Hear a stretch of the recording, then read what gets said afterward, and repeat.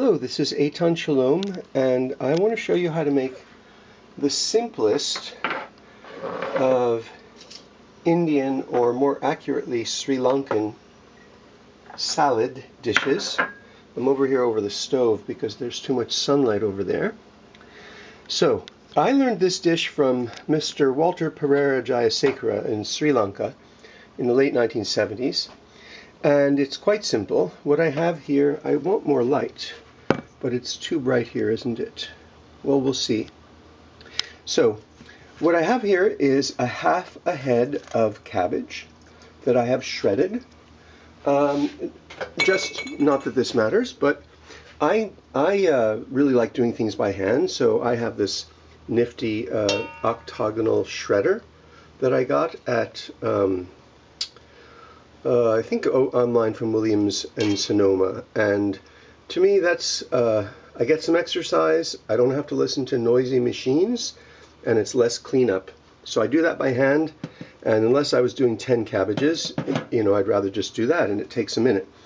So I've shredded the cabbage quite nicely, and I have also, so that's a half of a, I'd say a medium head of cabbage. Half of a medium head of cabbage, and 2/3 of a medium-sized carrot. So that's what's in there so far. Cabbage and carrot. Cabbage and carrot. And this is a cabbage salad. In South India, where I lived, a salad like this is called pachadi. In North India, it's called raita. I actually don't know what the Sinhalese call it. My friend Walter Perera Jayasekera was Sinhalese, but I didn't learn the name. What are the other ingredients? Not much. First of all, a little bit of salt. I'm going to let you see how much salt I have in there, but I don't think I'm going to use all of that. This is a hot weather dish, so you're going to be eating it when you're sweating a lot, so it can be a little bit salty. And in general, the thing about Indian food is it kind of needs salt, otherwise you don't get the flavor. Okay, so there's salt. The next ingredient, which partners with salt all the time in Southeast Asian and South Asian cuisine, is lime juice. Now, we are using lime and not lemon. You are forbidden to use lemon for this dish. You can't make this dish with lemon any more than you could put ice cream on pizza. And I'm being comical, but lime and lemon have very different tastes, and more importantly, in Ayurvedic medicine, lemon is a heat-producing sour fruit, and lime is a cooling sour fruit.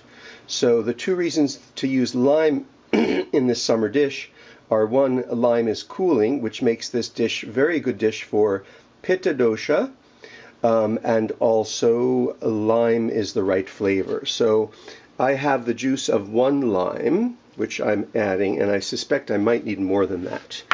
But what kind of lime am I using? I am using Persian limes, which I get at Trader Joe's, and they're closer in flavor to the limes in India, but any lime will do. One little quick hint or tip is what Indians do when they squeeze a lime is they roll it like that with their hands first to break up the cell walls inside the fruit. It makes it easier to get the juice out. The next ingredient that goes with the lime juice, and also goes with lime juice a lot in Indian cuisine, South Indian cuisine and Sri Lankan cuisine, is cumin powder. This is freshly ground cumin powder. I'm putting in, I'm going to say, about a teaspoon. And I didn't even roast that. It's just raw ground cumin. The lime juice will roast the cumin. And small amounts of cumin in a salad like this you can use without cooking. Some people will roast it, dry roast it, and then powder it, which you can do that too. And you could also, you know, heat your cumin seed in oil and you know, roast it that way and add whole cumin seed. But this dish is really nice with cumin powder as opposed to cumin seed. And that's an interesting thing, because there are dishes where you really would like seeing the cumin seed, and there's dishes where you really like not seeing it. This is the one where you like not seeing it. I'm going to put a little bit of black pepper. Mr. Jayasekera would have used green chilies. I don't eat chilies very much at all because of my pitta. My pitta gets elevated quite easily. The final ingredient is what in Sri Lanka would be fresh grated coconut. This is dried coconut or desiccated coconut, which you can get at, it's not the kind that they sell in the supermarket in the chocolate with the sweets, what are those really big pieces. It's the kind that's very finely grated, and you can certainly get it in any health food store, any Whole Foods. I'm going to say that the absolute best coconuts in the world come from Sri Lanka. No offense to Thailand or Philippines. I cannot tell you why, but the coconut in Sri Lanka has the richest and most aromatic flavor. So I always look for desiccated coconut from Sri Lanka. Now, the desiccated coconut is dried, but you want to, I don't want to say reconstitute it, but I added, so this is let's say this is 3 tablespoons of dried coconut. I have added 4 or 5 tablespoons of water and mixed it with my fingers and then let it settle. So now it has the texture, that beautiful, soft texture of fresh grated coconut that you find in so many dishes in Sri Lanka. And this is what you would do if you were using dried coconut to make a chutney. Okay, and I'm just gonna, oh, it has such a nice fragrance. Okay, so I'm gonna add that. So there's a fair amount of coconut. Of course, it won't all come out. There's a fair amount of coconut in this dish. It calls for a significant amount. And now I'm going to do what any good Indian mother or cook would do, is mix it with my fingers, and I can already tell it needs more lime. But, you know, once you let this settle a bit also, the salt will draw the water out of the salad, out of the vegetables. And this is hard to do with one hand. One of these days I'm going to figure out how to work my tripod. And there we go.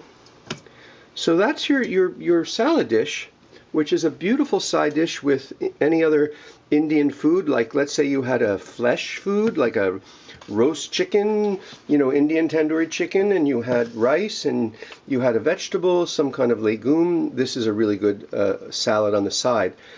And making raw vegetables like this with lime juice and cumin and coconut makes them much more tolerated by the Vata Dosha type.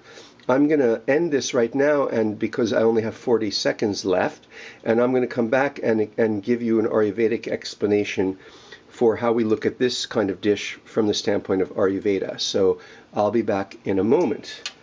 And just a reminder, if you like this recipe and this video, please like the video, please subscribe to the channel, and feel free to comment if you have any questions or comments. Maybe you're Sri Lankan and you want to tell me that I'm doing it wrong. Very politely, of course, obviously. Okay, thank you.